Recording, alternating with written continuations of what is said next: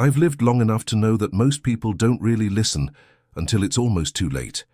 My name is Thomas Reed. I'm 87 years old now, and I'm American, and I'm a veteran, though that word doesn't mean what it used to. When people hear it, they think of parades or flags or something distant. But for me, it just means I survived when others didn't. I came home, I grew old, and for a long time, I thought that was enough. I thought surviving meant I had won something. But surviving isn't the same as living, and it took me most of my life to figure that out. This morning, I sat in my chair by the window with a cup of coffee that had gone cold in my hands. The house was quiet. It's been quiet for years now. My wife passed in 2018, and my children call on Sundays, and the rest of the week belongs to silence and the sound of birds outside and the ticking of a clock I never bothered to fix. I've been thinking about time a lot lately, not because I'm afraid of running out. I made my peace with that a while ago, but because I finally understand how much of it I wasted.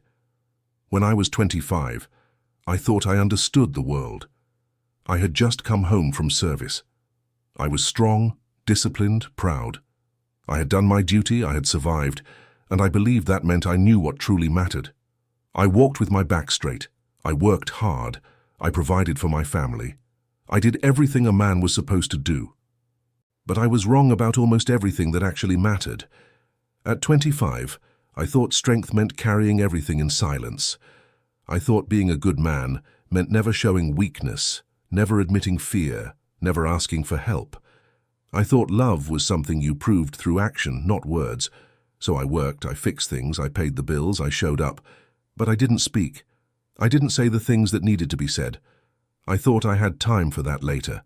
I thought there would always be another day, another Sunday dinner, another quiet moment when the words would come easier. I was so sure that time was on my side. I came home every evening and sat at the table with my wife. She would talk about her day, about the neighbors, about something one of the kids had done. I listened, or at least I thought I did. But my mind was always somewhere else, in the past, replaying things I couldn't change, or in the future, worrying about bills or work, or whether I was doing enough. I was there in body, but I wasn't present. I didn't know how to be. No one had taught me that, and I didn't think it mattered. I thought showing up was the same as being there. I thought my presence in the room was enough. I didn't understand that presence isn't about location, it's about attention. It's about actually seeing the person in front of you and letting them know without question that in that moment, they are the only thing that matters. I missed so much because I didn't know that. I had friends who didn't come home, men I served with, men who were still kids, really, even though we didn't think of ourselves that way back then. I won't use their names. It doesn't feel right, but I carry them with me. I always have. One of them used to hum the same song every morning while he shaved. Another one wrote letters to his mother every single night, no matter how tired he was. Another had this way of making everyone laugh, even when we were all scared out of our minds. They were good men. They were young. And they didn't get to grow old. For years, I felt like I had to be strong enough for all of us. Like I owed it to them to never complain, never break down, never waste a single moment. But no one asked me to live that way. I chose it. And in choosing it, I built a wall between myself and everyone I loved. I thought I was honoring them by being strong. But what I was really doing was hiding.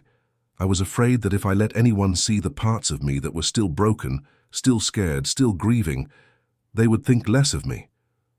So I kept it all inside. I became quiet, efficient, dependable, but distant. My wife used to ask me what I was thinking about. I would say, nothing. And I believed it. I had convinced myself that thinking about the past was weakness, that feeling too much was dangerous, that the only way forward was to keep moving and never look back. But you can't outrun memory. It follows you. It sits with you in the quiet moments. It shows up in your dreams and in the way you flinch at certain sounds and in the way you can't quite relax, even decades later. I didn't deal with any of it. I just carried it, and the weight of it made me slow, made me heavy, made me miss things I'll never get back. My son was 7 years old when he asked me to play catch with him in the backyard. I told him I would, later. I had work to do. bills to pay, something that felt more urgent in that moment. He stood there with the glove on his hand, looking at me, waiting, and I said, "Later, buddy." He nodded and walked away. Later never came. Not that day. And not enough days after that. He grew up.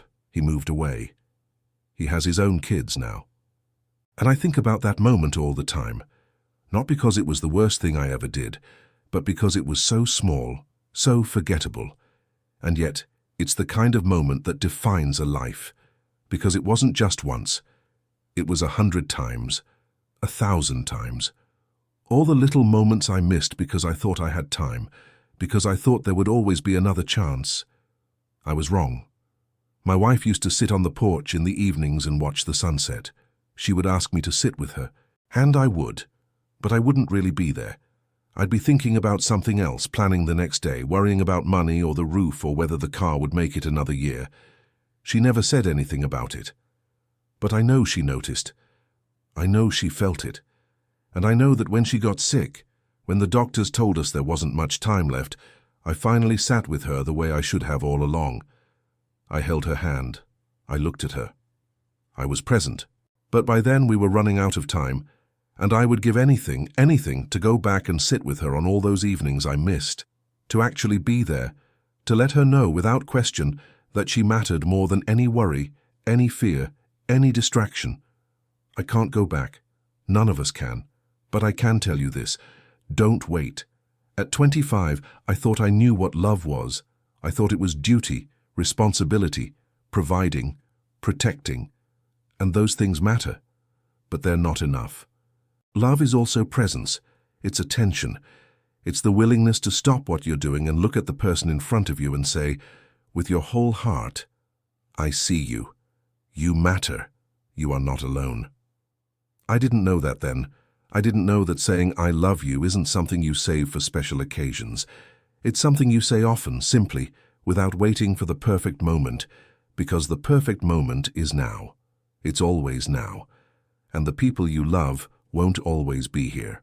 Neither will you. I wish someone had told me that when I was 25.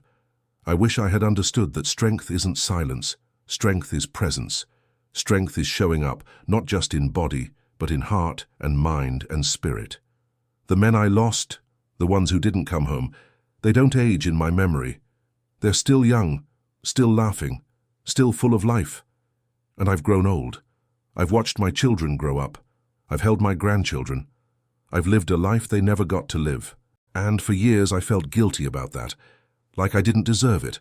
Like I should have done more, been more, carried their memory better. But I realize now that the best way to honor them isn't to suffer. It's to live, really live. To not waste the time I've been given. To tell the people I love that I love them, to be present, to pay attention, to stop treating life like it's a checklist and start treating it like the gift it is. That's what they would have wanted. That's what anyone who loves you would want. I'm 87 now. My body doesn't move the way it used to. My hands shake a little when I pour my coffee. My knees ache when the weather changes. But my mind is clear. Clearer, maybe, than it's ever been. Because when you get to be my age, the noise falls away. The things you thought mattered, the job, the money, the status, the pride, they don't matter anymore. What matters is simple. Did you love well? Did you show up? Did you let the people around you know beyond any doubt that they were seen, valued, cherished? I didn't do that enough. I wish I had. But I'm telling you now because maybe you still have time. Maybe you can do it better than I did.